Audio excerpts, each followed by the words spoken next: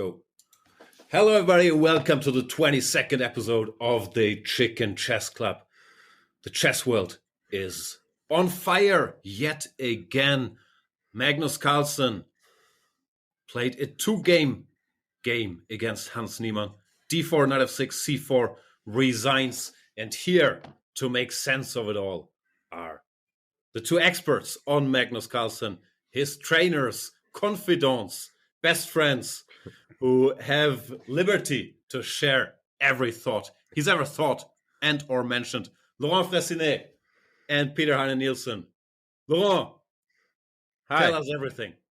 Well, the only good news of all that is that we're not going to listen for Peter he will stay silent for the first 30, 40 minutes. And I don't know if I'm the only one, but I kind of enjoy it. So, that's the only, good thing I could find about that stuff. Peter, how is life? Life is okay. Hanging out here in Vilnius. My wife is in Washington, so I'm playing golf not only with myself but with my son at times. We're planning to do that later today. But I guess you're not really interested in my personal life today either. So, no, as Magnus's coach, I guess I can say that from a sort of tournament strategical point, both sort of losing games on purpose or leaving the tournament is not going to lead to a lot of wins. So. Well, that I think it was like someone that Kira said that conspiracies involving draws is not good in tournaments where, you need to have more than 50%. And of course, making zeros is even worse. So it's not an ideal situation, but I'm sure that you two will take us through every detail here for the next hour. Before we get into that, it's great to hear that the Champions Chess Tour doesn't seem to affect your golfing schedule. How do you coordinate? No, it's quite easy, right? I mean, the game starts at 7, which fits reasonably well with darkness coming in. So in that sense, I would say that it fits perfectly, right? Yeah, I take my kid to school at 8:30 in the morning, and there's plenty of space for golfing. No, I understand you're on time to watch the Champions Chess Tour. I mean, the preparing for the Champions Chess Tour. Well, you can see that the number of games are getting limited all the time. So in that sense, it's also friendly, right? But no, I understand that. For today, I was about to say I'm actually not going to go golfing. That's not true. I'm going to bring my son there. So after this podcast, I have some time to prepare. But it's. You are trying to pretend that you are preparing these games, yeah? Not at all. I'm saying it openly. But of course, I am. It's my job. Okay, so we will come to that later. But this Prague game, I'm curious because anyone with an engine can see that after 6 moves, h5+2 is kind of. But to be fair, he deviated from the Eric Aisi Carlsen game where f3 was played. He played the first move h4, that was hard. Anyway, we're losing ourselves in inside jokes. So let's start with the big topic. The Champions Chess Tour has started another event, the Julius Baer Generation Cup. It's the usual format for most of these online tournaments. It's 16 players. They play 15 rounds against each other as a qualifier, and then 8 move on to the knockout section. And it's a fun field, I would say. It has Magnus Carlsen, Anish Giri, 2 favorites of the pot, then a lot of the talented, great youngsters out there, Eric Aisi, Keimer, Pragnananda, Hans Niemann, and some of the veterans, Ivanchuk Gelfand. So I really enjoyed the field. Magnus Carlsen was off to a great start on the first day, but of course, the game everyone was looking forward to was the game Niemann versus Carlsen, played in round number 6 on the second day. Niemann also had a very good score. I think he won 3 games on the first day, lost 1. So he was right up there. Then he lost a horrible game against Eric Aisi in round number 5, where he blundered a pawn. Frankly, like a little kid, like Queen A5, Knight takes T5 is an incredibly common trick. And having done that, he was facing the world champion. Was exciting. The game started at, I think, 7 p.m. my time. A little later, Magnus, people were waiting for him, but sometimes he's a bit late for these events. You could see Hans sitting there on camera waiting. Played d4. Magnus went knight f6. Niemann played c4. And Carlsen resigned and disconnected his camera. He, I think in order to resign, had to make at least one move. My first theory was that it was to make sure the game counts for whatever rating or anything you have to make a move. But I think in order to resign, he had to make a move. So that's where we are. What do we think? What does this tell us? Laurent, any hot takes? Yeah, no, I mean, like Peter is not going to talk. That's my first hot take. Yeah, no. Last week I said I was puzzled that Magnus accepted his invitation. So that was the idea, probably. When he decided to play, he decided he was not going to play against Niemann. I definitely consider this as an option. I mean, I couldn't actually imagine that the game would go like any other games, that it would be normal. I was kind of very confused, and that was Magnus' idea, it seems. So for the very few people who are doubting about his first tweet, Magnus' tweet, now he's clearly making a statement that he does believe that Hans is a cheater, basically, which in a way, I mean, it has been proved. I mean, he was cheating previously online. He admitted it. So, that's, of course, I saw many critics. Peter, you have something to say? Wow. Please. No, you should unmute, please. We cannot hear you. No, you should unmute. Yeah, I was trying to mute for coughing, and then I hit the other button. I'm sorry. Yeah. No, please go on with your speech.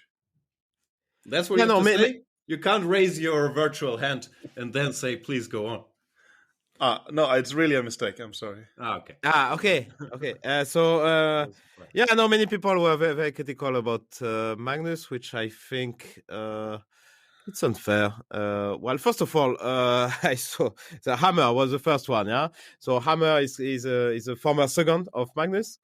He was helping Magnus in the first 2 matches. Basically replaced by you, Jan. No, I don't think that's exactly how it went down. No, but he's not. Was made way before I was in the picture. So he's sitting there in this TV2 studio mainly because, I mean, the main reason for that is that Magnus is doing so well in tournaments. So I think the first feeling should be to be grateful. And let's not forget that this online tournament and this Magnus Carlsen Invitational was the first one of the series. Of course, it doesn't give all the rights to Magnus, but I mean, he started this idea with tournaments. Let's face it, when there is a tournament with Magnus or without Magnus, it's definitely not the same. And he did a lot of good things for chess. So, I mean, it's pretty clear for now, since the start of the pandemic, including myself, who was sitting here during the pandemic and having a job commentating for the French channel of Chess24. So, of course, it's not good for the tournament. It's very unfair for other players, and I would say it's mainly unfair for Magnus himself because, first of all, he's going 0. Okay, we all understand that he's going to qualify because he's much better than the field, but I don't think if he's playing against Hans again in quarterfinals, in semifinals, or in the final, I really don't think he's going to play. I mean, so he's damaging his chances big time, actually. That was one of my big questions. If they play in the knockout, if he's gonna do the same thing. My hunch would also be yes, but yeah, let me try to reply to a couple of things you said. Of course, it's unquestionable that Magnus has been great for chess, and many of us very much included, have had jobs largely due to his success. It's a question then if it's still okay for people to criticize him, because I think it's an also strange position to say big part of the chess world owes Magnus jobs or work, including Hammer. But that doesn't mean we all have to agree with his actions. No, like people will talk about. No, his decision. I just want to answer that very part. Also, it's not about. Okay, of course, we got jobs thanks to him, but also fans. I think it's great that there is Magnus Carlsen around. I mean, I remember. I remember his game, his 7 matches against Nakamura. I mean, it was just great to follow. I mean, this is one of my best memories in chess. I mean, so we shouldn't forget. I mean, he gets a lot of critics online. From people. But we shouldn't forget all what he did. I mean, let's be. For sure. Yeah. Also, where chess would be without him. But Peter has something to say. Maybe he misclicked. We don't know.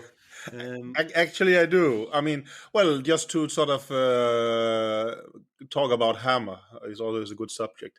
Well, I mean, yes, he owes a lot to Magnus, his job, but also, well, he's it's not like he's an educated journalist because he dropped out of his studies, but well, he studied some journalism. I mean, you also obliged to, I think, take the role you have, and when you are a journalist, of course, you have to ask the tough questions. You have to have your own opinions. There's nothing particularly wrong with that. I think that yeah, okay. You don't agree? Yeah, that's what I was saying. No. Like, if obviously Magnus has been good for chess, but still people should do their jobs and have the right to their opinions.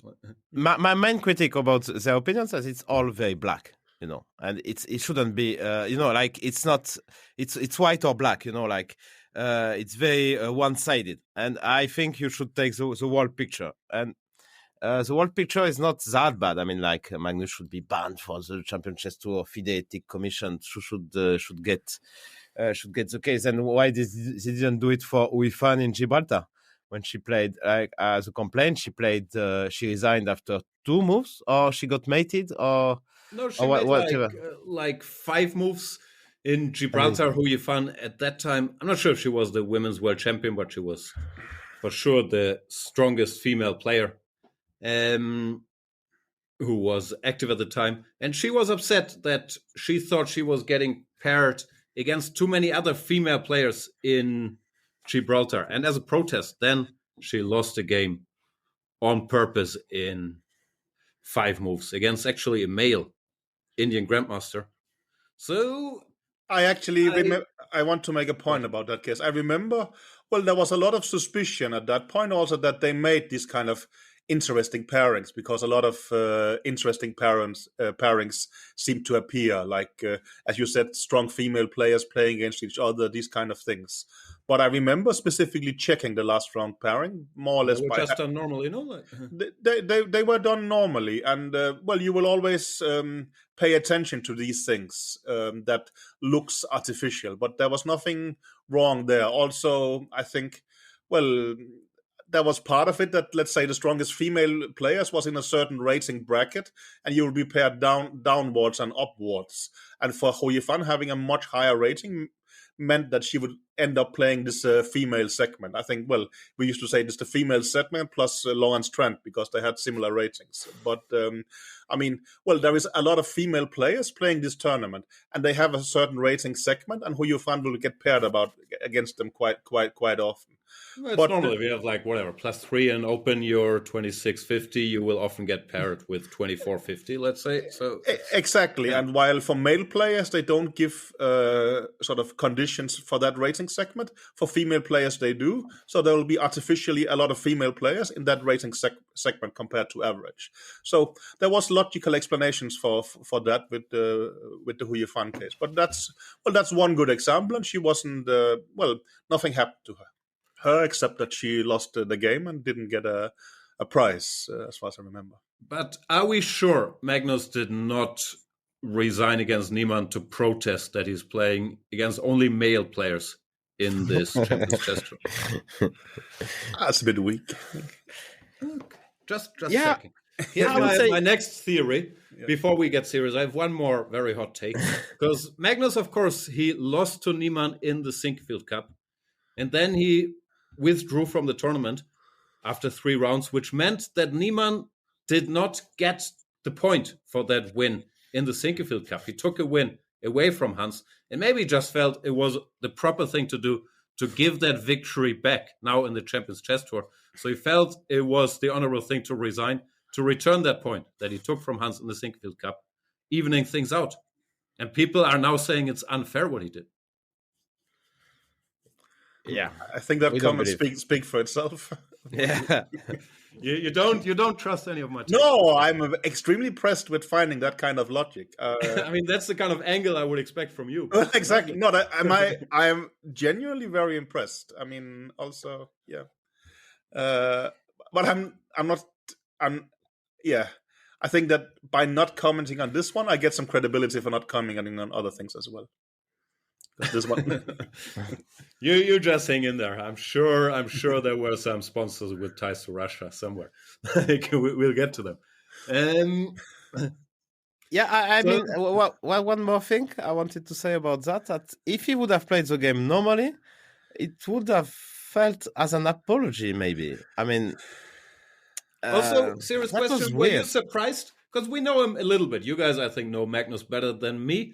And I was actually predicting on my broadcast that I think it's not unlikely he's not gonna play the game. It felt a little in character. No, he's not the type to back down. He also has made it clear he's not gonna speak on the matter. So it felt like it was a likely thing to happen. Do you agree? Or Sure. I didn't. As I said previously, I didn't imagine the game going normal.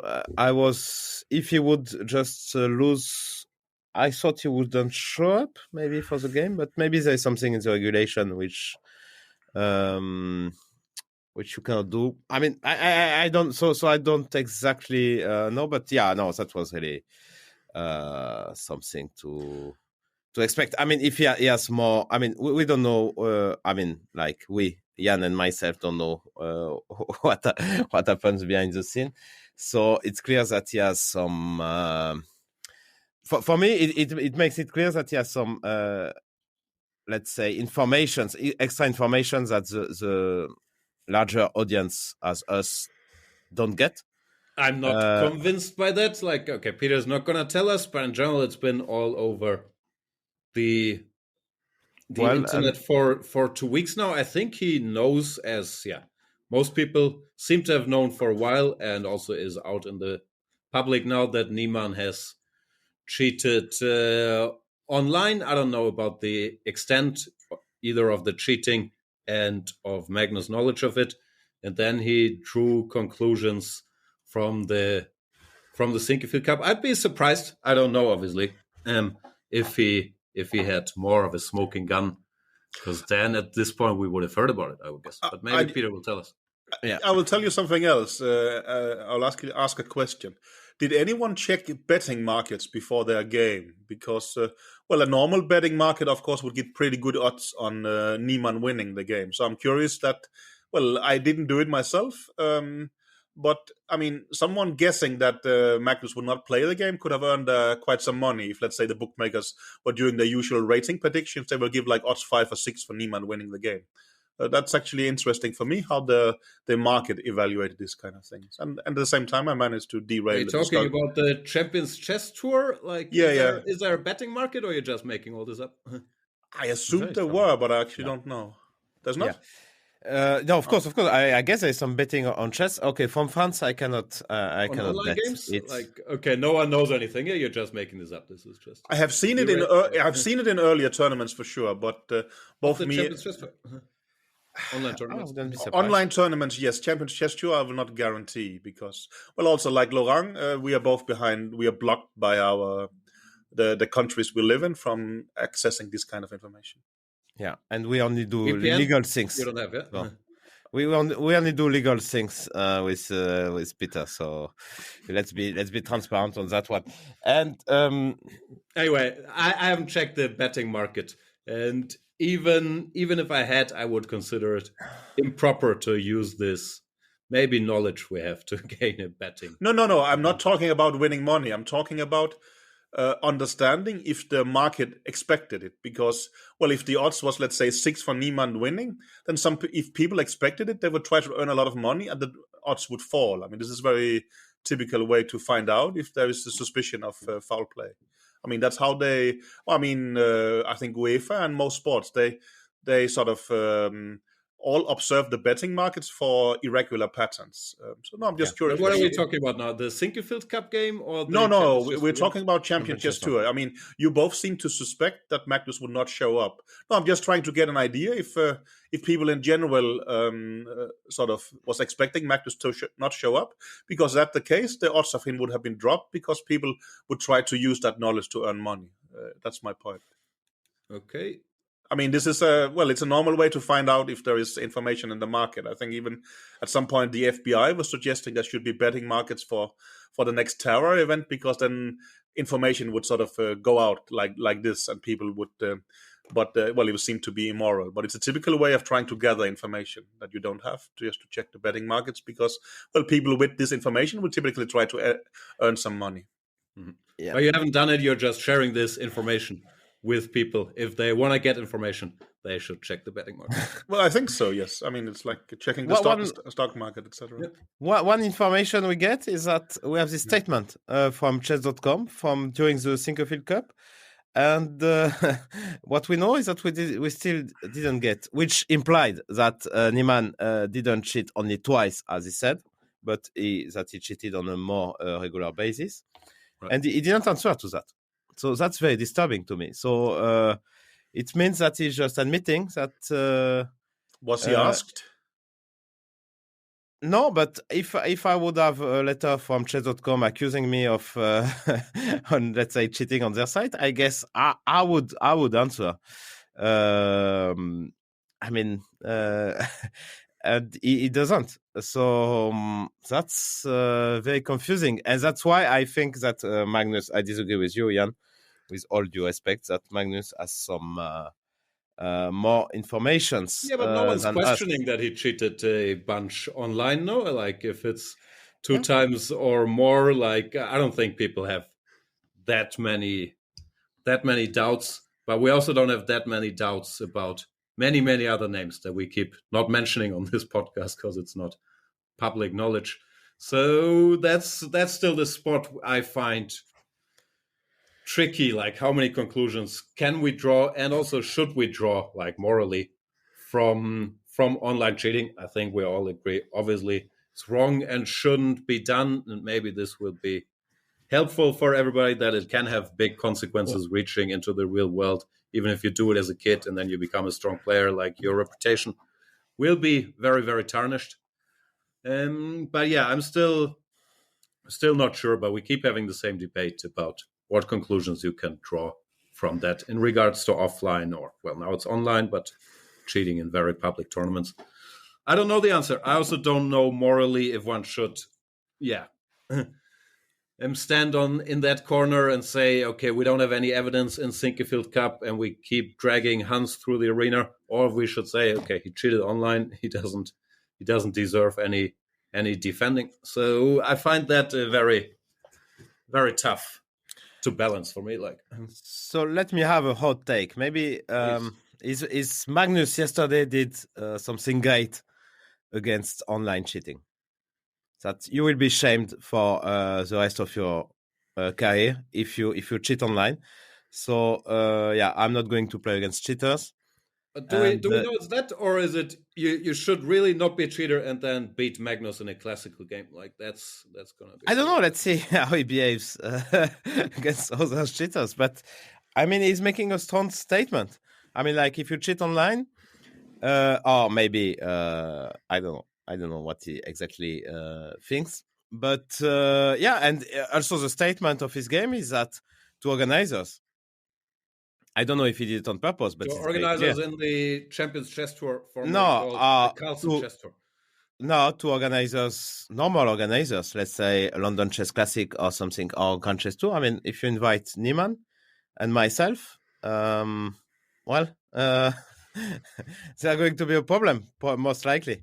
So you have to think about that. I don't know if it was on I mean, I don't think it was the purpose of his resigning after 2 months, but it's clear that he's making a very strong statement for future people to invite. Let's say Vaikanze. I mean, it's clear that Magnus is invited every year there. Will the organizer of Vaikanze will take the risk to get Niemann in his tournament? But it's just Niemann, or is it also bad to invite any of the other online cheaters that we are not mentioning here? That I don't know, but Peter has something to say. Please. Peter. Yeah, now I forgot it. I just try and figure. Yes, what I wanted to say is that, well, again, just from a general observation, well, it's clear to me that Magnus must be feeling strongly for something, and even to the extent of taking quite some reputational damage. And well, that's obviously something I very much respect, if you know me, right? That, well, for instance, the recent FIDE elections. I mean, so many people don't like me anymore. Well, maybe that not that many did in the beginning. Sutovsky has been tweeting that I'm completely destroying my reputation. But, well, that's the reputation I would like to have. And, well, it seems to me Magnus feels very strongly for this, right? And he's actually willing to take a considerable amount of heat. And I think, well, as Laurent is maybe indicating that, well, time will tell if it's seen as a heroic act or if it's seen as just absurdity. And I think that is something we will only know in a while, or we might actually never know. But well, you mentioned does have skin in the game, which has to be commended that he's very much taking a stand, also leaving the Sinkefield Cup. He's not really helping himself with it in this tournament. I'm not sure how much he's hurting himself. He's going to qualify anyway. We'll see if they play in the quarterfinals and he withdraws from the tournament. That's a bigger statement. But he is also risking, some kind of sanctions. I mean, well, Hammer says that it's unsportsmanlike behavior, and well, you can definitely make that point, right? I'm not saying I agree. Is like, is FIDE gonna exclude him from the Champions Chess Tour? Will they make sure he doesn't get invited to Vaikanze? Like, will they fine him $100,000? What sanctions are we talking? I mean, well, there is. I mean, well, the FIDE Ethical Commission has the power to remove presidents. Well, we only have one president, but I mean, well, they can actually do a lot of things. In principle, they could. I think they could ban him, like they did with Kayakin, if they actually choose to. I think that would be insane. What are the odds of them banning Magnus? It's 0.0001%. No, so it's not like that's a crazy risk he's taking. I generally agree with you there. I'm just saying that. Well, these things are there. There is both a chess juridical system and there is a real juridical system. I mean, Hans could also sue him, as far as I understand, if he had some kind of, if he thought he could win the case. I'm not at all sure he could. But Magnus also not saying anything. Exactly. No, which is why, I'm not sure what his end game is here. Is it just going to be whenever he plays Hans, he's not playing, and then he hopes he doesn't have the same tournaments with Hans? And also, I don't know this. Maybe I should know this, but I don't. Wouldn't he have enough pull behind the scenes in the Champions Chess Tour, hosted by the Play Magnus group, if he didn't want Hans in the tournament, not to have Hans in the tournament? Or is that a business decision? Like, it's good for drama, we get way more clicks. Maybe the organizer wrong. Said he was qualified, Niemann, so they didn't have much choice if they didn't want to be sued. I would like to react to something. First of all, congratulations, Peter. So much hypothetical. Peter, congratulations. You waited 25 minutes before mentioning the name of Sutovsky, which is kind of a live record. So it's good. And I disagree with you, Jan, that I'm taking the bet about the ban of FIDE Ethics Commissions, because the rules of chess, there is written that you should have let's say you should play your games with the intention to do your best. I mean, it's in FIDE regulations, or you cannot lose on purpose, basically. I mean, so the ban thing is not like 0. Also in unrated online games. I mean, it's have to ban a lot of people, no? Like, once again. Yeah, but they are applying apparently in the Champion Chess Tour regulations, the FIDE regulations. So I don't know how they. Of course, it's it's a very weird situation, and I don't think. Overall, I mean, if you look at the world picture, I mean, it's clear that Magnus shouldn't get any Also, any bad. Magnus forfeited himself playing the World Championship match, which people could argue is a reasonably big event. I don't think he's terrified No, about being banned from playing whatever. It's when you start a game, it's different. I mean, you have to. I mean, starting a game and declining an invitation to play a match is a different story, I would say. Anyway, so what is his end game here? He's just not going to say anything because that might be risky also legally. Niemann is also never going to give any interviews again, so we'll never have a Magnus interview again at a tournament. And then if he plays Hans, he's going to resign, yeah? Peter has something to say. Yeah, well, okay, just to answer your question before I get to my main point, which I'll forget in the meantime. Well, I think this idea of having an end game, I mean, is that how far you calculate in these situations? I mean, well, do you think our FIDE election had an end game? I mean, well, you do something you feel for, and you see how it develops. You do something that you feel is right. Would be my. Well, point. he resigned from the Sinquefield Cup. That's been 2 weeks ago, and he clearly made the decision not to play against Hans here. So I would guess he's a very, very smart guy. That there is some plan behind it, no? Or is just I have no idea. When I play chess, I make a move, then something happens, then I make another one. And well, sometimes it ends up well, sometimes it doesn't. I thought that's how you play things of complexity, but I could be wrong. What I wanted to point out was that every time he plays Hans, it's like a new move, and then he will decide. I'll play today. Won't play today. You'll obviously try to have some kind of consistency, I would expect. Anyway, what I wanted to say is that, well, Kayakin was banned for bringing the game into disrepute. And, well, Kayakin was banned while Shipov was not, because Kayakin brings the game into disrepute because he has a bigger audience and doing things in public. I mean, that's a big difference with Magnus and, let's say, lesser players like, I don't know, any of us, that, well, they can bring the game into disrepute. So if you think this is seriously damaging the image of chess, there is clauses where you can do kind of things to him. I don't think it would be right. I'm just saying that, well, legally these things exist within the FIDE system. But, well, who has to make the case? Well, anyone can do it. With Kayakin and Shipov, FIDE did it themselves. Well, I tried to convince them they should make a case against Dvorkovich, but well, they surprisingly didn't follow my advice for a change. But I mean, well, someone has to make a case for that to happen. Maybe someone will. And there is a legal system within the FIDE who, in principle, can ban players for life if they chose to.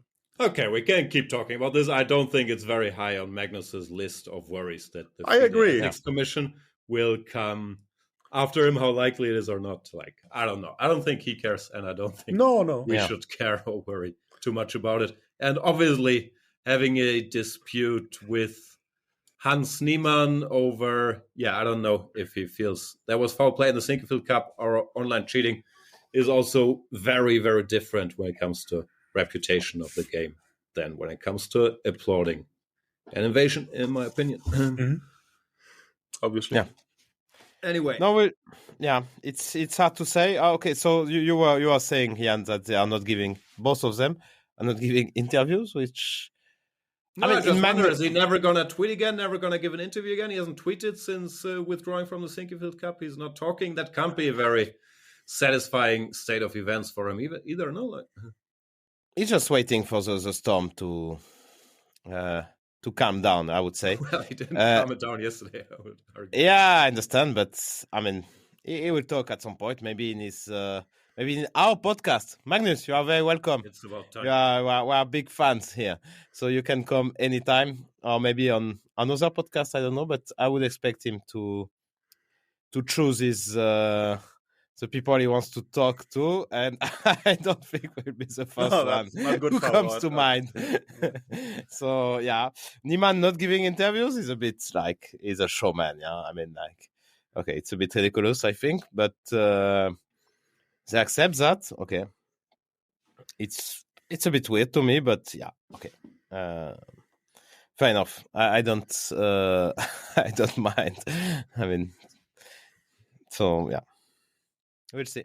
But I don't, as Peter said, I expect some kind of consistency, and I don't expect a game Carlsen Niemann being played till, I mean, till never. I mean, But this this will game, never get resolved, right? So it's just never, yeah.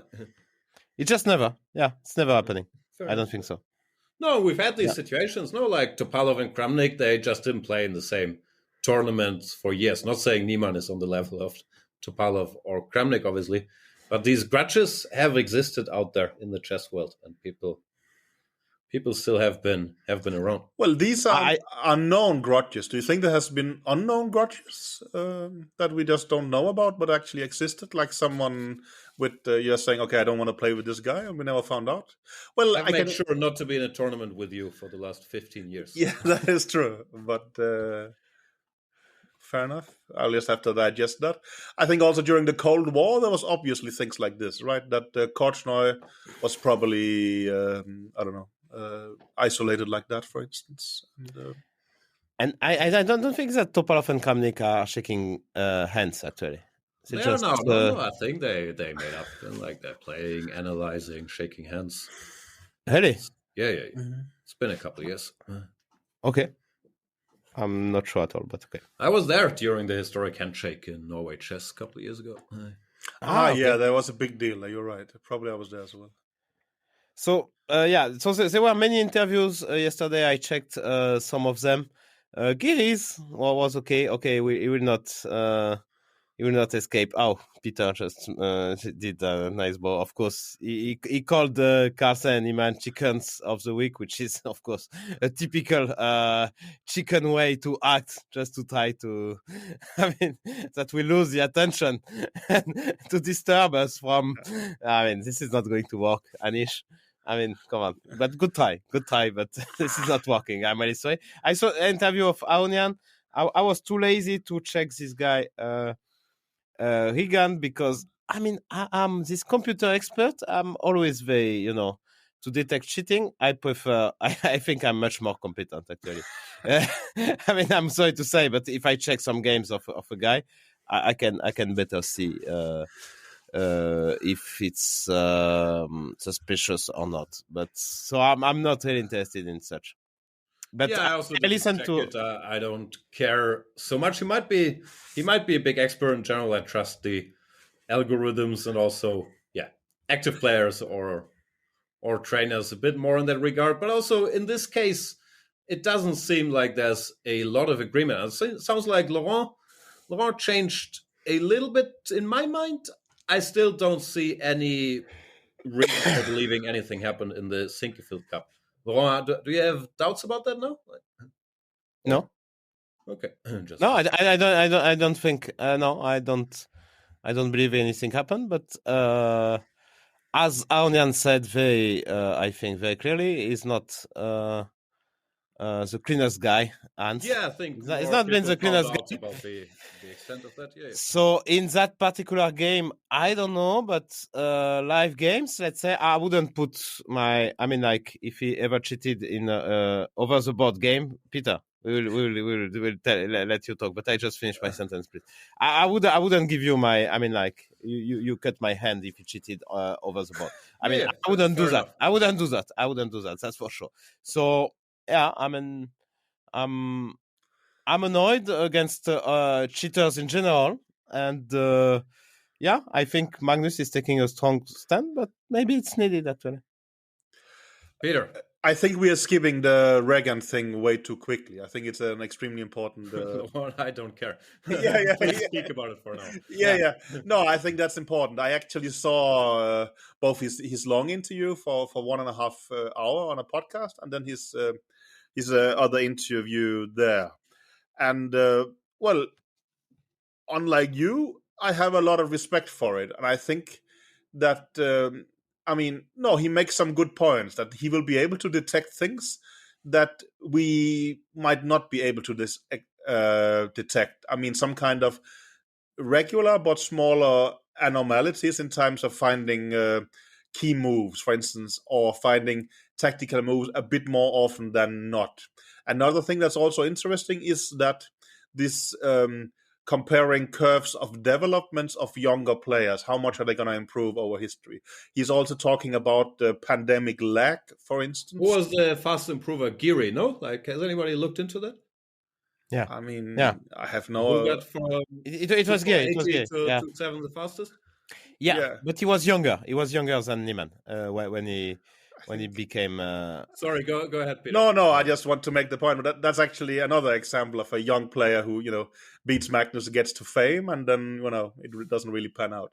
But, Wow. I mean, wow, yeah, that's not really fair. But anyway, but I mean, I think Regan makes a lot of point. What was interesting for me is still that, well, we don't seem to respect him quite a lot. And my point would be that I think there is no one who is really a big expert on chess and a big expert on statistics who are doing these things. Regan is the closest we come, but of course he is still an IM.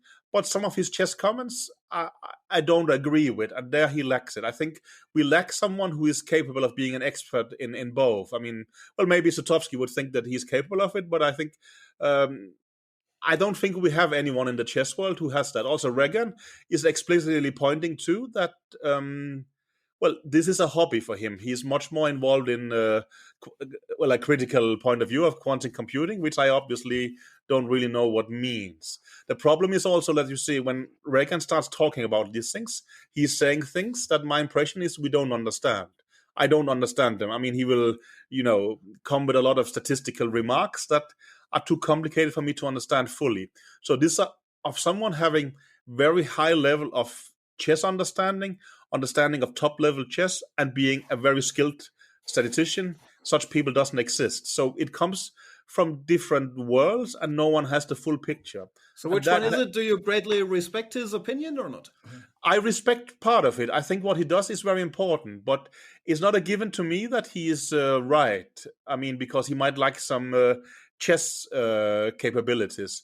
So you greatly respect his opinion, but you think he might be wrong because he doesn't. I respect his opinion on he's trying to put up a methodology, that he's testing things on a statistical way. I'm sure that he will spot things that we don't. On the other hand, I actually agree. I think also Laurent will spot things that he doesn't.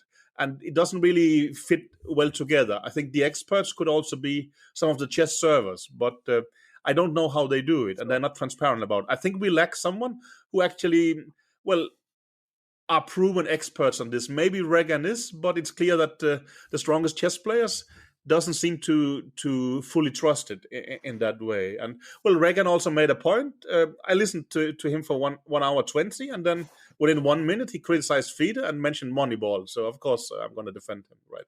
But he said that, it's not like FIDE is gathering all the data to have very good statistics. That's himself doing this. And now Laurent actually has something to say. I'm sorry. Yeah. No, I wanted to continue with your Regan story. I mean, I'm happy to discuss it. And I totally respect your chess abilities, Peter, but I disagree on something about statistics. I mean, comparing the curve, I think it doesn't make any sense because you don't have the same access to information simply. And it was a pandemic, so it's very special. You can play online tournaments against the best player in the world now, so you can probably, I don't know actually, if you can improve faster, if it's better, or maybe it was better in our way with books, because I started with books personally. I think it's better now. It's you just improve much faster. There is also artificial intelligence who came into the game, so you can just switch on now Lila or Stockfish and get to depth 30. Not you, Peter. You get to depth 15 in 1 second. But other normal people, they can get to depth 30 in 1 second. So I think you can improve much faster. And to compare the curve of Giri, let's say, who is a brilliant player, terrible chicken, but brilliant player. And Niemann doesn't make any sense to me because we don't know yet. I mean, look at who is leading in the Champion Chess Tour. It's Pragananda and Erigaisi. I mean, they are so young. I didn't bring in Giri. That was Jan. I mean, I think Regan is comparing with also quite recent development of other players. No, I'm not saying what he's doing is proof. I'm just saying it's interesting info to have that I would not really be capable of producing at the same level. I mean, I think maybe too little resources is invested into this, and who should do it? It should probably be FIDE, I would assume, right? But also, I mean, a good point is: do we trust the anti-cheating system in the chess world? It's not my impression that we do in general, right? And I trust the Chess.com fraud detection to a decent extent. Yeah. Mm-hmm. Okay. But that's based on a hunch, or I mean, it's not on statistics, but on anecdotal evidence, like who was caught and so on. I don't understand enough nor am I interested enough in how it works, but I trust it from what I've heard and what I've seen to a decent extent. So I don't know. Yeah, I'm a bit about statistics. You can do statistics, but it keeps evolving. That was my point. So I mean, like you have to take. 2020 is not 2022. I mean, like. Well, I mentioned that specifically, that Reagan is talking about pandemic lag, in that some people would develop quicker because they were stagnating due to the pandemics and were not having the ability to raise their ratings while they were actually raising their playing strength. So, I mean, and this he took for some other fields as well. No, he has interesting thoughts. I just think it needs to be combined with expert chess things, and I don't think that these things are combined at the moment, and that is kind of a problem. But also, I have no idea how chess.com does it. They're not transparent about it, and I'm not saying they should be, but it is a kind of a problem that we are basically just praying someone is taking care of this, but we don't know. I mean, Gustis is based on a hunch, and his hunches are pretty good. But, someone might have different hunches than Gusti, and that becomes a problem then, right? And, it's like there is no sort of order in the chess world where we all say that, we have the police who we trust to actually take care of crimes, right? But do you think that's the case? My feeling is, once again, that most people have faith in Chess.com's anti-cheat detection. I honestly don't know. It's not really something that's been very relevant for me exactly. in that way. I mean, but I think most online players have some amount of faith. Of course, I would think, and I don't think that's very debated, even, that there are many more cheaters online than get caught. But I haven't seen many of the high-profile cases that got caught publicly or privately, where you would think, no, this is just you know me. I would like to know in order to be able to understand it. I think it's quite reasonable that, you should have a chance of actually understanding how it works in order to feel assured. I mean, there will also be human sort of individuals involved in this kind of checking. I mean, they could also be a problem if they were wrong for some kind of reason. I mean, there's all kind of difficult dilemmas with these things that are difficult to handle, and I don't have a solution for once. Wow, FIDE must invest. Can't Sutowski just check every game that's played everywhere? Like, I think that would be it. I am pretty sure at some point he said that he met with some of these, maybe it was chess.com, and while they couldn't reveal the method, he's seen them and I was very impressed. And apparently that was not enough for me, so I think I'll have to repeat that answer. But, again, you can entrust people to have it, but also, again, if we cannot see it, if we don't feel that this actually works, it becomes a problem. So it's a crappy situation in many ways. Okay, so to sum up the debate, you both think what Magnus did is all right, and the overall situation is crappy. We don't know where to go from here. I mean, Peter says no comment. I shouldn't. I don't think Mia Laurent has said that particularly, but I thought it makes sense. Yeah. I mean, like it makes sense, and we'll find. I mean, it's too early to judge, and we should look at the world picture. I mean, I think this is very important because now we live just in the moment, like, oh, he forfeited the game, such a shame. But we should look at the world picture and what was done for chess, and maybe it's a good start of a fight against online cheating, and that online cheaters get treated the same than live cheaters. That is exactly the same, actually. That you just cheated. So, and he's making a strong stand about it. And okay, it makes sense to me. That's for sure. Yeah, I guess we're going in circles now. I was gonna ask. Yeah. You think he's only making a stand against online cheating, or if he still feels Sinkerfield Cup that wasn't a stand against online cheating? I would guess no, but Yeah.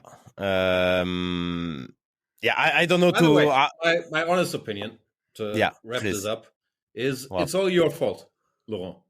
Or I'm assuming it's your fault. Could be Peter, but I think it's mainly yours. Because if someone had sent Magnus a file, a short file, you might call it a summary, saying Rook FD1, question mark, Bishop E6, black is better, do not play this, then none of this would have happened. The game would have been whatever a draw, he would have taken on F6, game drawn, Magnus wins the Sinkerfield Cup, we'll move on with our lives. It's the buttercream effect. I'm not going to... I will do a Peter Heine thing. I'm not going to... I cannot comment on that. So. No, I understand. Later you will know all the story, maybe. I don't know. Maybe. I would like to know. I honestly don't know. You've actually been very, very intransparent, which you should be. Yeah, I mean, actually, it's... I'm very curious. I don't know. Yeah, okay. Anyway, it's not for the podcast. But I still think it's all your fault. Just to wrap this up. What else do we have on our list of topics? I read on Reddit Chess, my favorite website. Is that a website? My favorite forum. That Niemann was offered $1 million by a campsite to play a naked game. I'm assuming that was a joke, but I think we all had the same reaction. That's a lot of money. Where can we sign up? Are people willing to pay that much to see us naked? I mean, that was amazing. I would do it, of course, with both hands. But I would take that million. Easy. I would snap. But the question is, where's your breaking point? 50,000? I mean, 50,000 would be the point where I start thinking of. I mean, like, I don't know if I would say 100,000 is easy. 100,000, I would take it. Yeah. 50. What happens to the video? It's just out there forever. Like the first. That's the first Google results is always like Laurent Fressinet playing naked chess.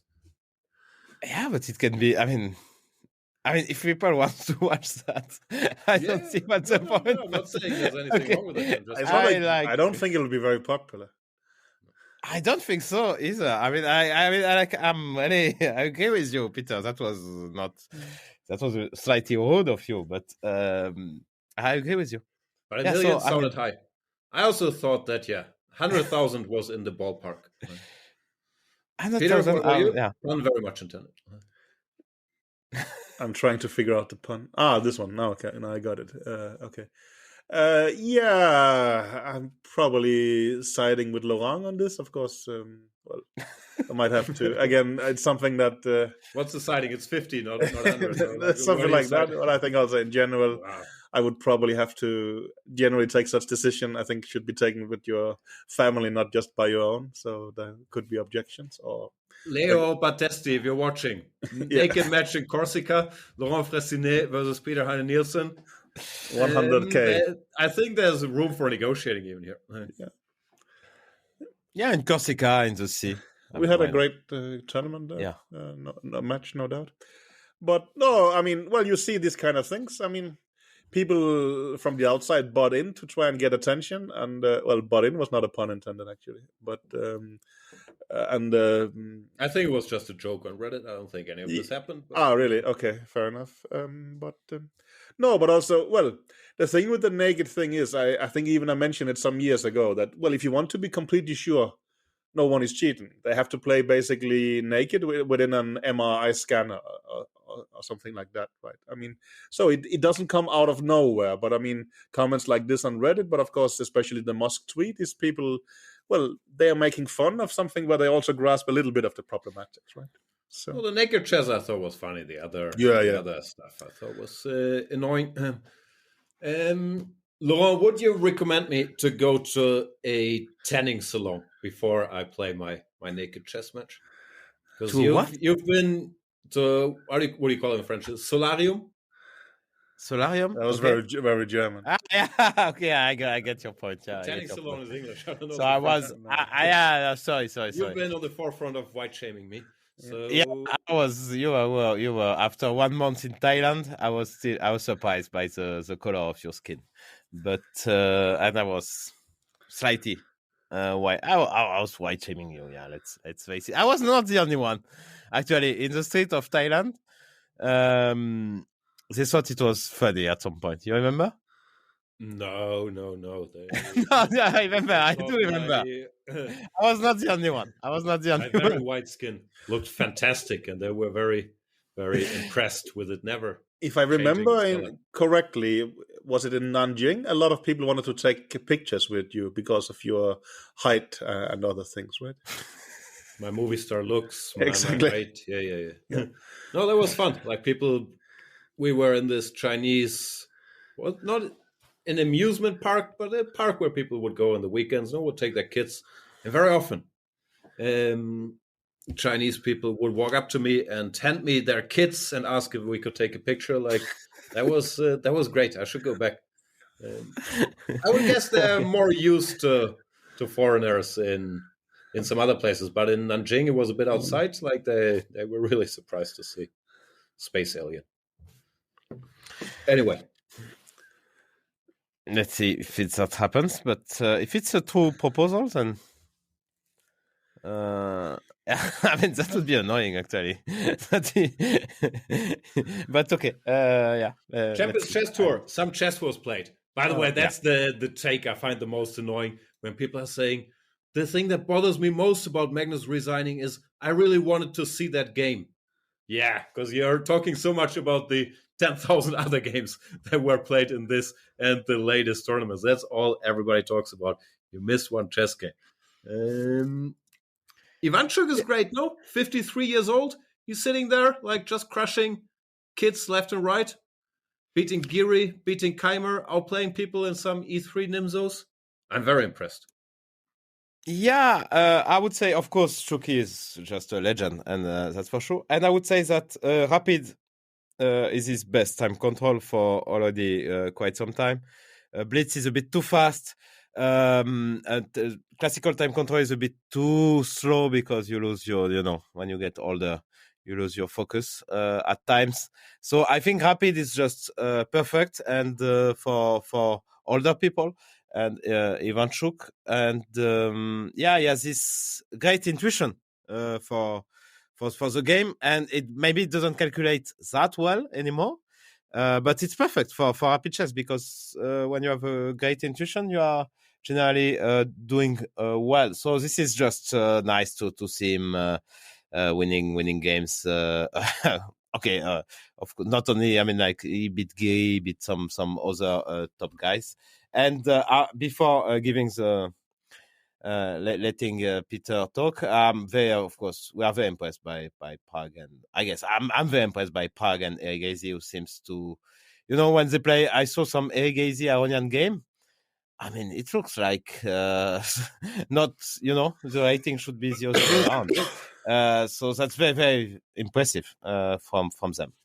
Yeah, also Pragnanda, okay, we've talked about this before, but when he's low on time, he just doesn't make mistakes. Yeah. Or maybe he will make the occasional computer mistake, but there's never blunders with like 10 seconds per move against the best players in the world. He just keeps playing excellent chess. It's, I don't know.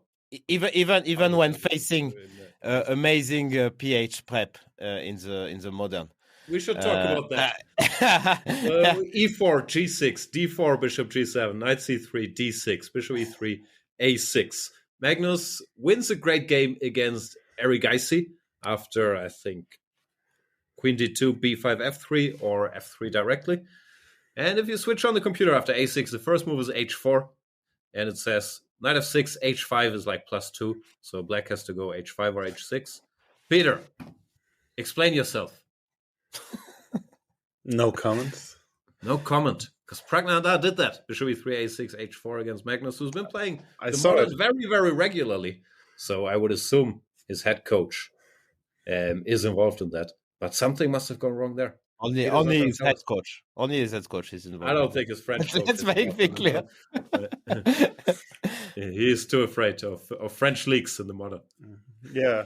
No, you removed me. I mean, I have been sitting here in line to come with my Ivanchuk joke, and now again Sorry. Go I ahead. almost forgot it. But well, I saw the interview with Ivanchuk, and I think the interviewer was asking him, "Well, you play these young kids who works a lot with computers, and well, it's pretty obvious that they are sort of referring to that they are working a lot with computers because they're using modern engines." But I think Ivanchuk answered, "Yeah, but I have also been practicing, and I'm getting used to, playing with a mouse." So when he thinks about computer, he's playing on the screen and sort of the ability to move the mouse, not to get inspiration for modern engines. So, well, Ivanchuk is a bit on his own planet, but I'm getting the impression he's played a lot of Blitz during the pandemic, and I mean, I'm very impressed with him. I mean, one would think that some of his chess understanding would become antiquated because I cannot imagine that he's sitting there checking games with neural networks, but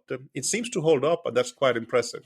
Having said that, I mean, knowing Ivanchuk, it's a very, very fine balance. He can also suddenly collapse. I mean, despite that he has to play Magnus in the evening when we're recording, I really don't hope it because it will be a great story, and I feel for Ivanchuk on several levels at the moment with the situation in Ukraine, obviously. But well, he's a special character. But that he actually managed to play well in a chess sense is impressive because I cannot imagine that all this new knowledge people have gotten that he has that. I don't know what you guys think. I'm not sure if he's that much on his own planet as his general image is, and I would guess that he's heard of Leela and is capable of downloading the latest Stockfish version. Like we're not exactly young, and we've heard of these things. I don't know how he works on chess, but I think it's also a valid point that when he's saying he's gotten more used to playing on a screen and with the mouse. If you're not that used to online chess, it is a slightly different game, and he looked very comfortable with it. Of course, he could collapse, but his top level or that his normal level is this high. I was impressed with in this. Very, very much so. It's very impressive. No, also he has this of course a very strong habit to choose the opening. I mean, like according to the players, he's very smart. He's very smart, and that doesn't change. That didn't change. I mean, you have to be smart and get your opponent in unfamiliar territory. So that is a skill that will be always useful for chess. So. No, I want to butt in here again. I mean, Magnus is playing him tonight, and I will have to send him some file. But with Ivanchuk, I'm just not capable of grasping what he's going to do. I remember being Vichy's second in Bilbao shortly before the Bonn World Championship match. And I went through Ivanchuk's games for the last couple of years, and I think I wrote down 50 different openings he played against 1e4. And that wasn't enough to guess what he was going to play. I mean... I think when I work for Vichy, I just, okay, you play Ivanchuk, you will have to figure it out. We're not really going to guess it anyway. I mean, he's pretty good at being unpredictable. Yeah, I think back when he was a regular at super tournaments, the advice was usually just go for the very main lines because he's not so interested in like a move-by-move debate in the most critical lines. He's more interested in, surprising you, getting you out of the comfort zone, and the more main line you play, the harder it is for him. So free advice for Magnus: don't play e4 g6, play e4 e5 main lines. I remember another point when Kasparov retired. Someone was telling Ivanchuk that, well, Kasparov have tried and sort of experienced everything in chess, and Ivanchuk said no, he has never played the French. I mean, it's like they of course mean in a career sense, well, from Ivanchuk, but you can also play some different kind of positions. That would be interesting. I mean, I really, like his attitude to it, although it's not always that great competitively, but it is to quite an extent. All right. So Champions Chess Tour, we'll know who won next week. I'm still very curious if in the knockout Magnus and Niemann will meet or not meet, how that will play out. No, I mean, like, no, okay. I don't think it's. Actually, I agree with your thoughts. I'm completely sure that he's not going play. to play. So yeah, I mean, I have no inside infos, but I mean, I don't see it happening. Then to slowly move over into Peter territory. Peter, I'm not sure how you feel about talking about the Russian super final. I was following it because I was a bit fascinated by it because there are so many quick draws. It's like they played 66 games at the time of recording. 60 of those were drawn. 6 were won by White. Usually it was only played when White was playing against one of the weaker players in the field. It's a strange event, no?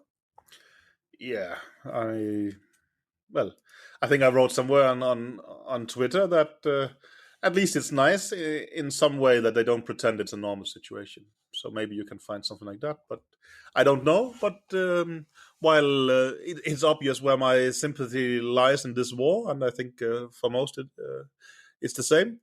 I mean, well, of course, for them it's also a strange time and situation. I think, well, Dubov was saying it that in some interview, right? That it's weird sitting there and analyze the Italian while the world could sort of what is it? I've heard go under, or what was the expression? I don't recall. Right. So I would assume that this has something to do with them being affected. You can call it.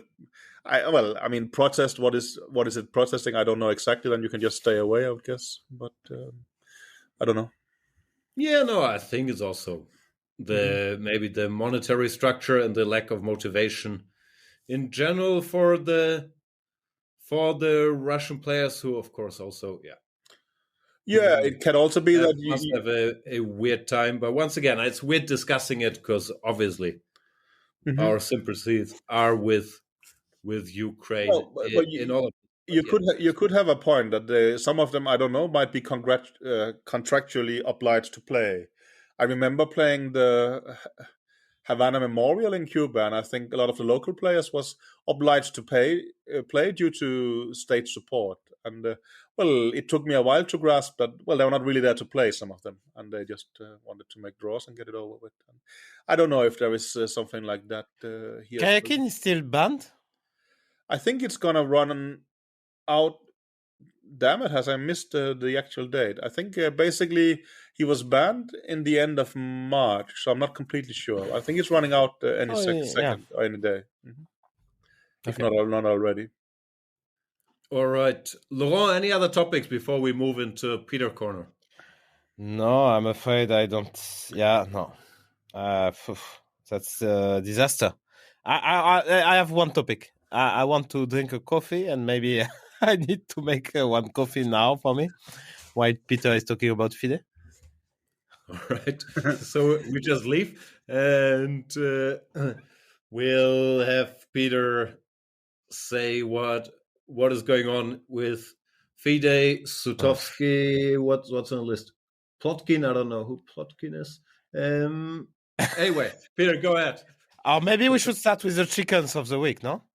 Oh yeah, Fantastic. I can also tie it into the Russian super final, where there were many worthy nominees. But my favorite is 16-year-old Volodar Murzin. I hope I'm pronouncing it correctly.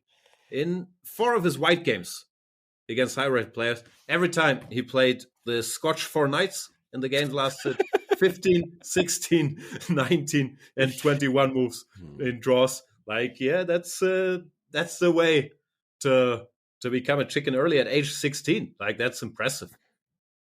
We should have a junior chicken chess club. Yeah, okay. So I'm picking up, as I said before. Of course. Anish, because of his tweet, chickens of the week. He tweeted chickens of the week. Hans and Magnus, who they don't want to give interviews. So of course he was trying to to bring the attention to other people, which was a very chicken move from his side. So of course he's a chicken of the week, as always. Sure. Peter, you're muted. You're muted. Yeah. I also take Anish just for different reasons. No, I also thought that, well, for a start, I think you cannot, for instance, Magnus and Hans, I mean, if anything, it takes, I mean, it's a much more bold move not to give interviews than to give interviews, in my opinion. But that's a different story. No, I want to. Well, Anish, as he was giving this long interview you praised, but he was talking about that. Well, if Magnus doesn't put up evidence, it means he doesn't have anything. But well, I remember the hack with me. I was trying to. Well, will you be so kind to actually provide the evidence that you were hacked both for the first tweet and for the but then it's different. It's different.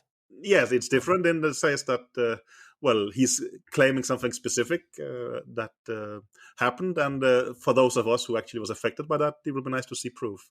So I think but I think in general, also I would like to take the game with Magnus if we have to add more chickens this week. I mean, well, with White, you try to swap everything that moves, and then you brag about that you played a perfect game afterwards. I mean, that is again, maybe Gusti will be a huge fan, but.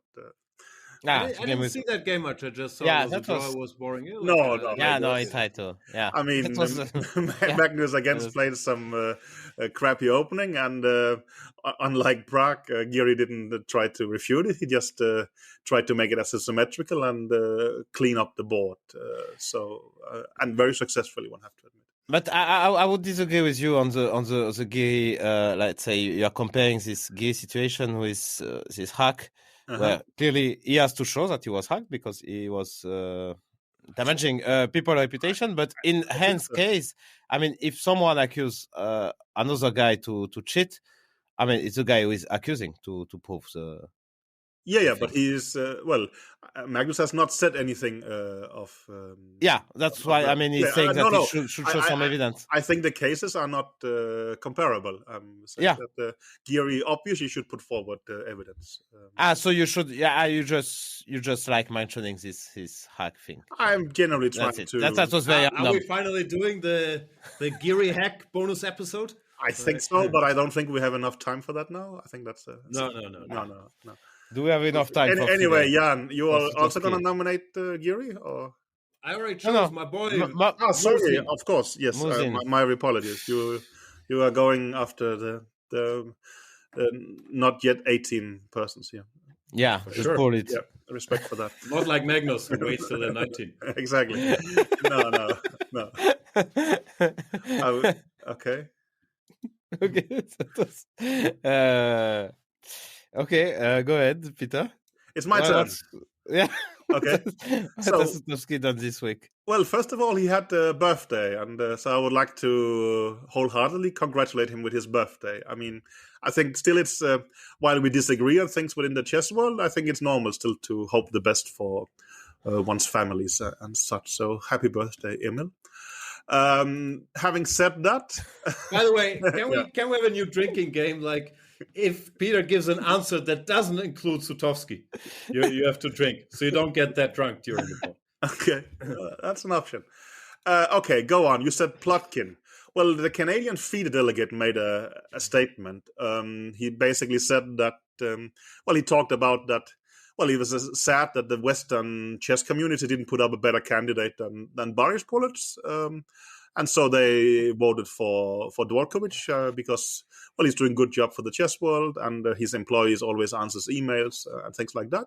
And I generally agree with the criticism of the Western chess world that they should put up a better candidate. I would just point out that Canada is part of the Western chess world, and it would be reasonable that Canada and others actually, it's not, they're being critical of not having a good enough candidate, then produce one. That would be much better, obviously.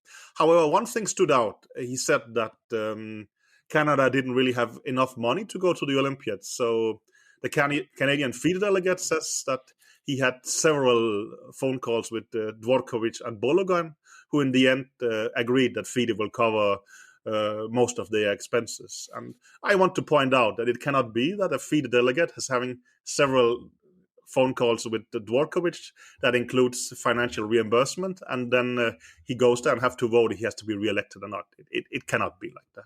So who should he talk to about, or who should federations talk to about getting financial support for the Olympics? I mean, you can have some kind of committee who does that. You can have a specific system, but it cannot be that you're going to have several phone calls with the guy you're actually going to vote for. It should be extremely obvious, in my opinion.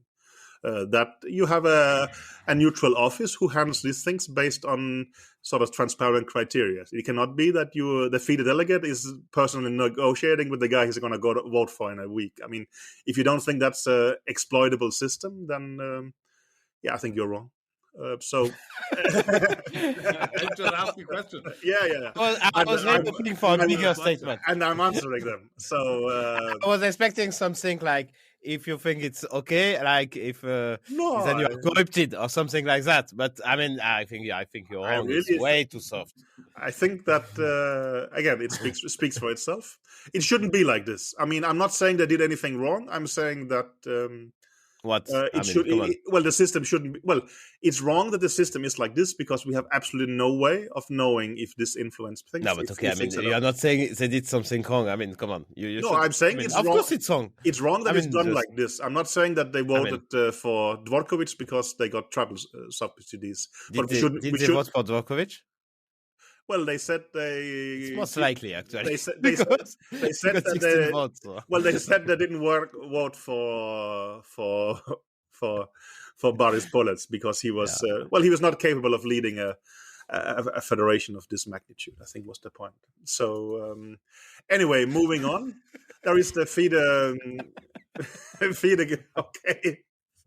Yes, I'm glad that you're enjoying this. Anyway, so we are heading to Astana. It used to be Nur Sultan, but now it's Astana, so we will stick to that.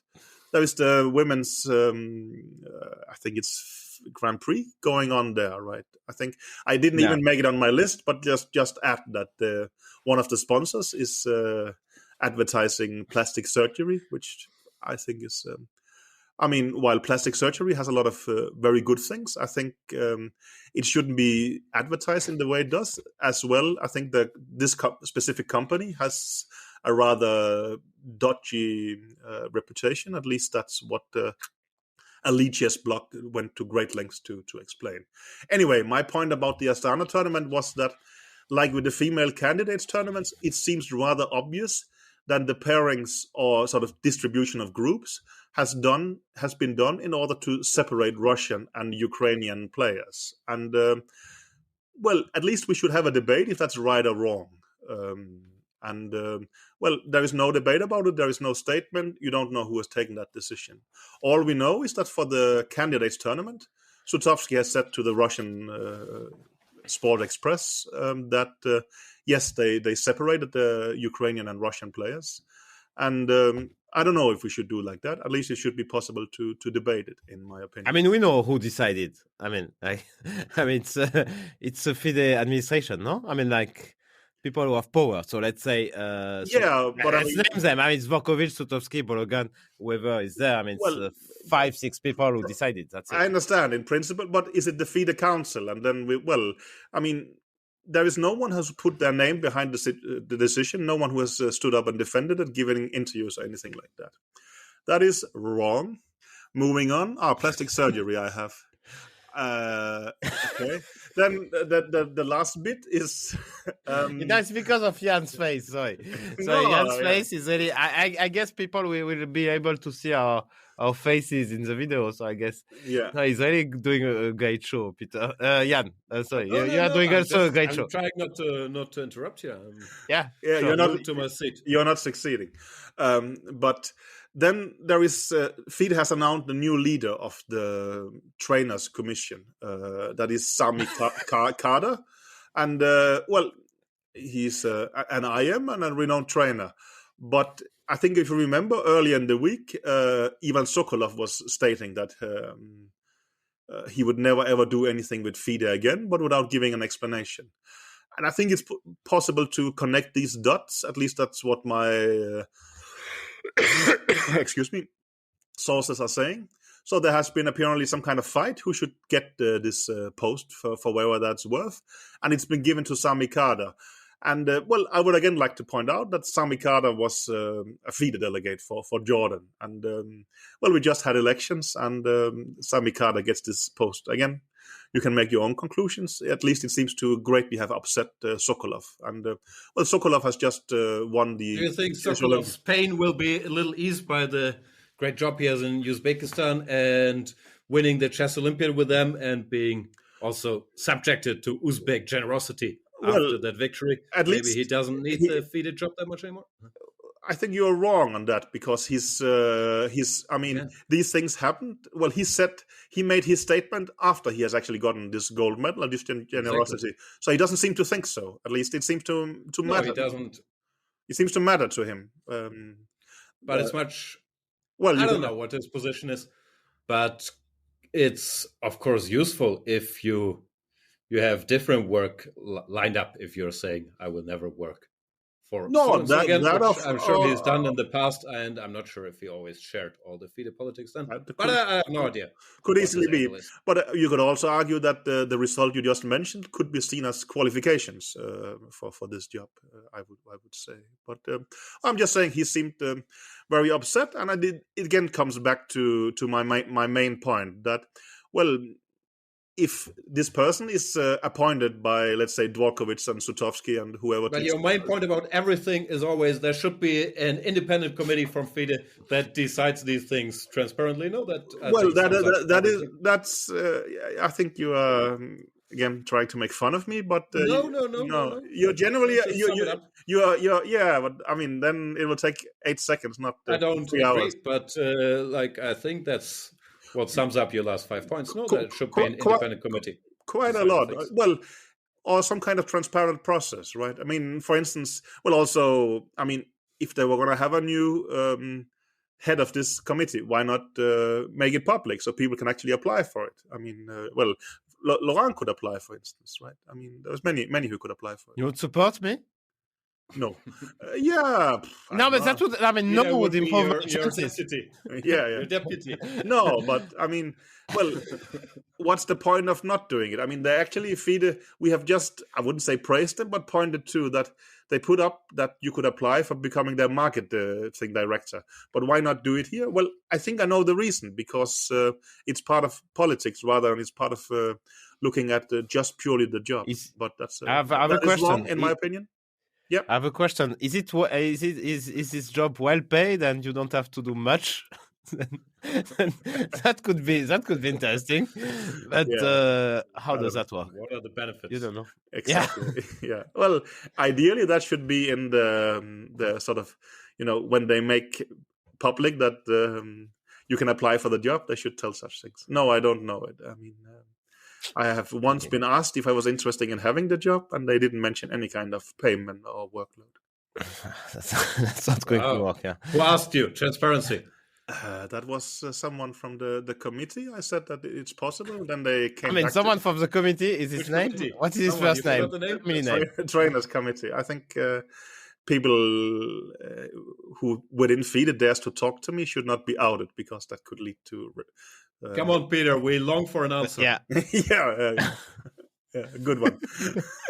Impressive. But yeah. Anyway, let's see if he's alive tomorrow. But anyway, that actually somewhat concludes my main point. Hang on. So there's no transparency if someone from FIDE talks to you about business stuff? I think you are missing the point of transparency. Maybe actually. No. I just enjoy it greatly. So Yeah. the point is they should be transparent about everything, because it's FIDE, unless it's dealings with you, which should be kept private. No, Not come at on, all. I please mean- don't put a coin in the jukebox. I mean, okay, that's too much. I disagree. I disagree Okay, it's here. too late in the podcast. It's a actually. joke, I it's a shouldn't joke, do it's a this joke. now. No, you can't do The that. lecture on transparency and where transparency please. should be done. Will be Please, you done can't do next that. year. I'm really sorry. But thanks for Somebody say- staying here through the FIDE segment. And now, Yeah. I don't think many people. You are not thanking too many people, but yeah, okay. Thank you, guys. Thanks, Sasha. Yeah, thanks, Sasha. Yeah.